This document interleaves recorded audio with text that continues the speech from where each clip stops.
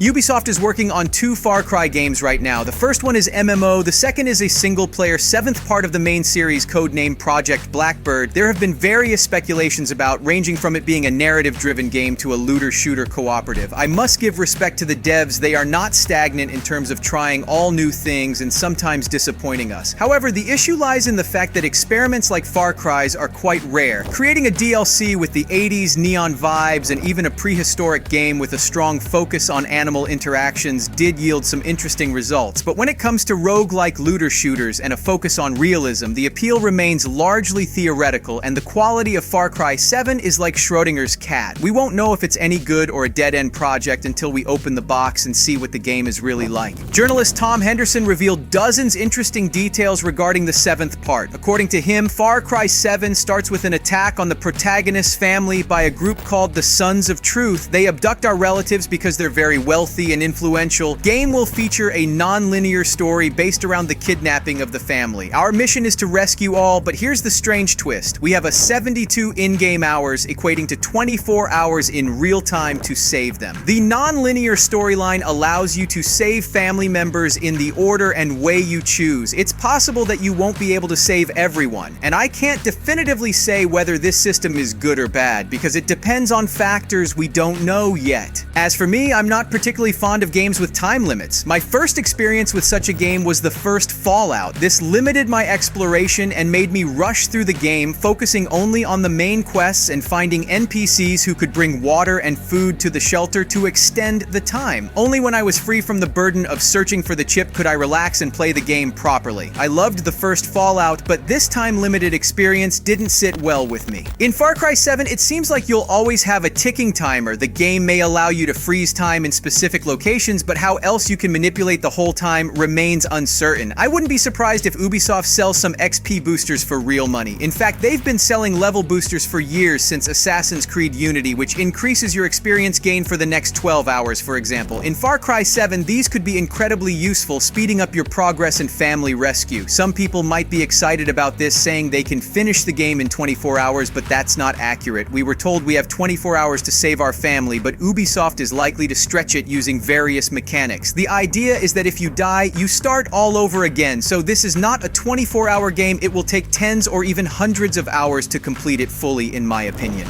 I'm not against experiments themselves, but something like a timer would be better suited for a DLC, not a full-fledged game, but who knows, maybe Ubisoft will surprise us. Please let me know what you think about the timer idea. I genuinely want to understand if people need this or if I'm just worrying for no reason. Also, it might even give you a perk that allows you to save all the weapons you bought in previous plays. You'll have to walk through multiple times to save all family members and eliminate all the Sons of Truth. Which specific path you'll take and how you'll balance it will depend on you. The game also introduces a new interrogation system, which I hope will resemble what we had in Splinter Cell Blacklist. During interrogations, enemies can lie to mislead protagonists, sending us down the wrong way and wasting our limited time. You'll only become aware of these deceptions during your second attempt. We'll wait how well Ubisoft execute the concept, but I have many concerns. I don't know about you, but I just want a solid single-player game with good storyline. I want a great, large, and interesting experience with cool missions without the infinity grind and other cringeworthy elements. Of course, new Far Cry should have unique mechanics. There has been information that it would be crafted on a new engine. Some even speculated it might be Unreal Engine 5, considering that many studios are transitioning to it, but no. However, I believe that the Dunya engine, which has always been used in the Far Cry series, should still be the most appropriate choice. It has a well-established concept that has worked for any part in the franchise. But now it seems like they are venturing into experiments and attempts to change things, which could lead to various consequences. In this instance, Far Cry is moving away from the tried and true Dunya to the Snowdrop, which was used for the Division dilogy. While Snowdrop is a good engine in its own right, I don't think it's a suitable choice for first-person games. That could be a mistake, and it may even affect the upcoming Avatar, which is also on Snowdrop. Just recall X-Defiant, which is another Ubisoft project with Snowdrop engine. Now think about the kind of gunplay one can expect in Far Cry. The whole Far Cry series is fundamentally different and can't be approached with the same shooting mechanics. It incorporates a lot of arcade elements and certain conventions. While it's true that if you're developing a free-to-play game, almost any engine would do the job, but Far Cry 7 is a full-fledged AAA project, so choosing the right engine is crucial in this context. It became known that Far Cry 7 will offer a diverse range of multiplayer modes, making the game more varied than previous parts. Although the third game did have both multiplayer and co-op, they were relatively basic compared to titles like Call of Duty or Battlefield, and Far Cry didn't quite measure up. In the next part, a 4-player cooperative is set to return, surpassing the previous limits of 2-player. This mode could potentially allow players to complete the story campaign together, suggesting that it won't be entirely separate from the main game. While this concept might raise questions about how such cooperative mechanics can be seamlessly integrated into the game's narrative, it's not necessarily as nonsensical as it may seem.